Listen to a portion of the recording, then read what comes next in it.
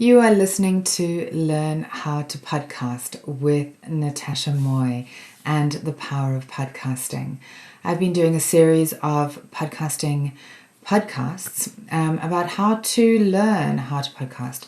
So helping you work out what you need, and I've gone through a variety of different topics so far.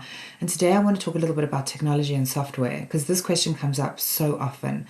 So technology and software is really interesting. If you actually hop onto my website, I teach workshops and coaching. You can actually download a free ebook that will tell you how to podcast on a shoestring budget. But technology and hardware don't really need to be very expensive. Podcasting is beautiful, and it's a beautiful medium specifically because you don't have to spend a lot of money on it. It's an amazing way to market, and it's an amazing way to entertain without having to break the bank. So what I highly recommend is that you look at what is an absolute essential. Today we're all podcasting from home mostly. My original suggestion would always be to use a studio, even if it costs a little bit of money for the first 6 episodes, because you would then be trained on using a software package and the balancing would become easy for you. You'd wear a headset, you'd hear your sound going back into your ears, you'd hear your guest as well, and that way you'd be able to actually work out how to manage your sound. So at home it's a different ballgame altogether. If you're interviewing someone, they're not even in the same room. Generally they won't even have a microphone, but you need to sound good. I highly recommend a microphone, an external microphone. I use the USBs, the Rode ones, because I'm not particularly great at hardwiring and cabling and doing all of that. So for me, it's a USB plugin, pretty simple, and you then select on your software that your input mic is that particular mic that you've just plugged in that easily, and off you go. So that's all pretty simple. I would highly recommend anything under $150. I would never spend more than that on a podcasting microphone.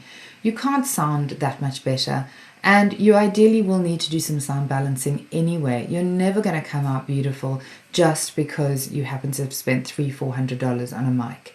I can guarantee that right now.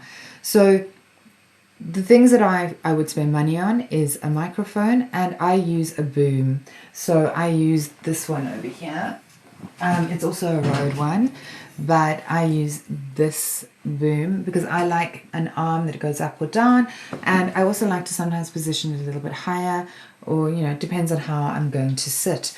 I've also got a mic stand that I use too, and this particular one that I'm using at the moment, this mic is a USB, the mini Rode one, and it's got a magnetic base, so it kind of sticks to some magnetic stuff, and that means that you're kind of stuck.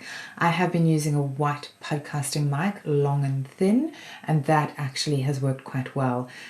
It is my preference. It modulates the sound better. It's not too loud. I quite like that one.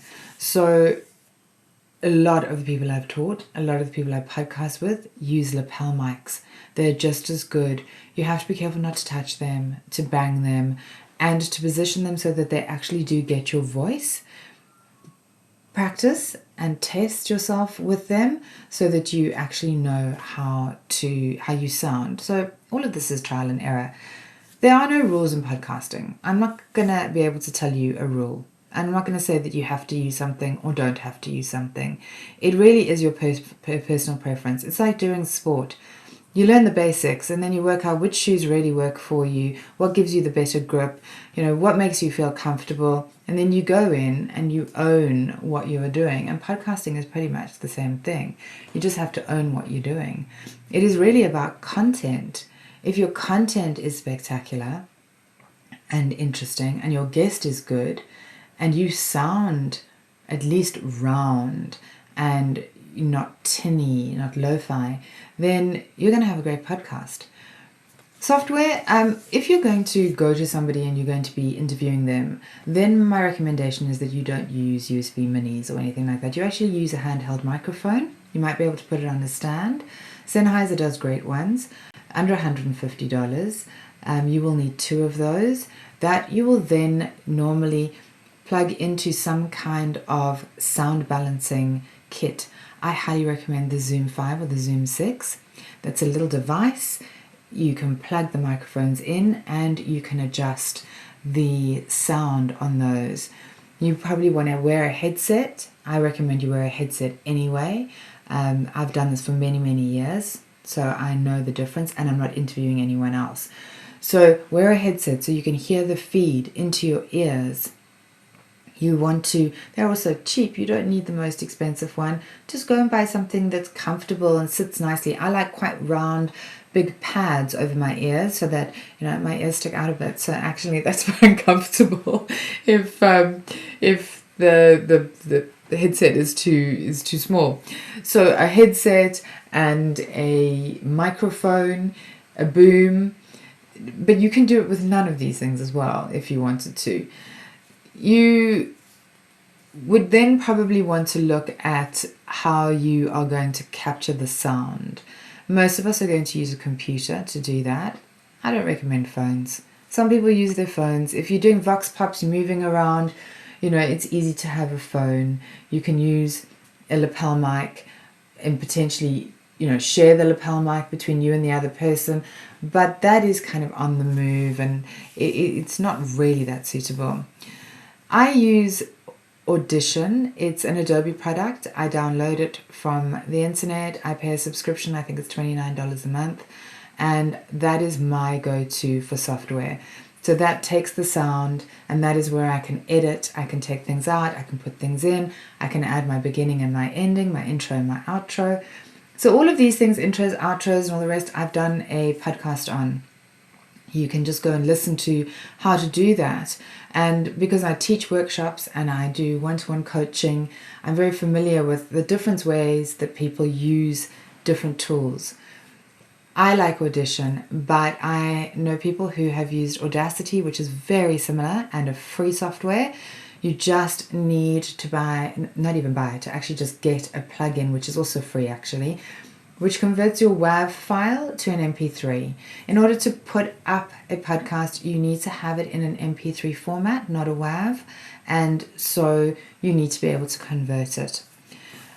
As I said, I use Audition. I find it very intuitive. I like the interface.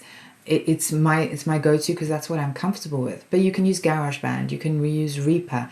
The list is endless. Now with doing it at home as well, what we're also doing is putting it up on YouTube as a recorded video. So watching the people interact, because you can do that. I use Zoom for that because it's just everyone's go-to. Everyone has Zoom. It's so easy. It records really, really easily, and you can use that. So the sound's not great. What I tend to do is I will record on Audition, and then I will actually mix the sound into the Zoom file and put that up then on YouTube. So that is how I would tend to do that. So I've got good sound and a visual, which is not so good, but that's not so bad sometimes, that the visual is not perfectly clear.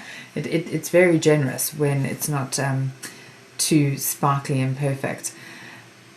The other elements that you will need to consider is a podcasting platform. There are so many. It's also an endless list. I use Libsyn and Podbean. Those are my comfortable go-tos. Other people use Buzzsprout. There's Omni. There are so many. It's endless. You just have to find something that you're comfortable with.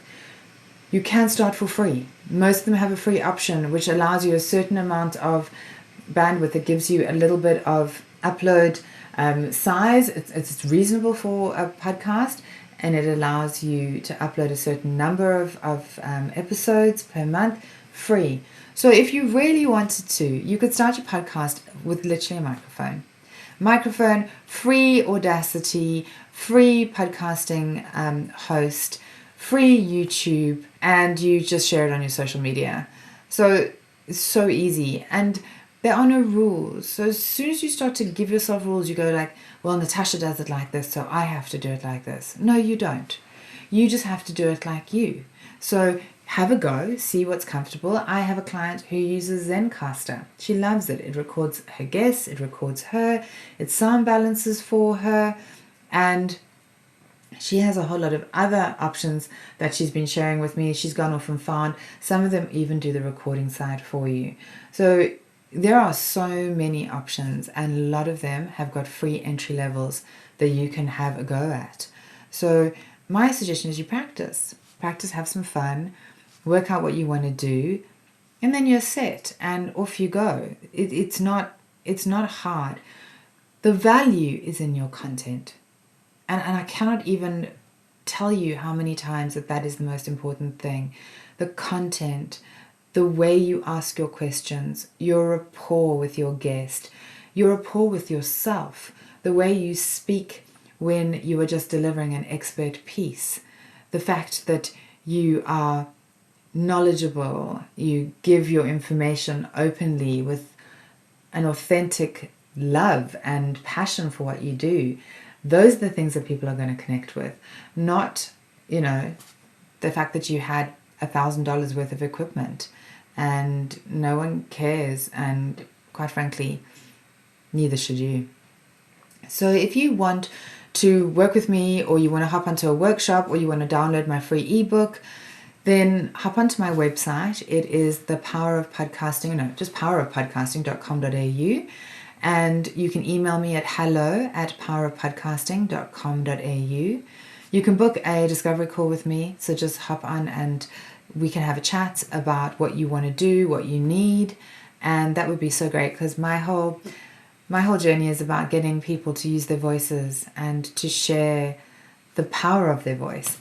And that is something I'm absolutely passionate and love doing. So I would love to work with any of you who have great ideas out there. There'll be some more podcasting platforms, programs coming up. There'll be some more programs coming up on podcasting. There should be about 14 already up for you to listen to. If you work through all of them, you pretty much get a lot of my course, which is valued at just under $500. So yeah, if you work your way through, you can also learn how to podcast for free as well. So easy. We will catch you at the next podcast. Thanks.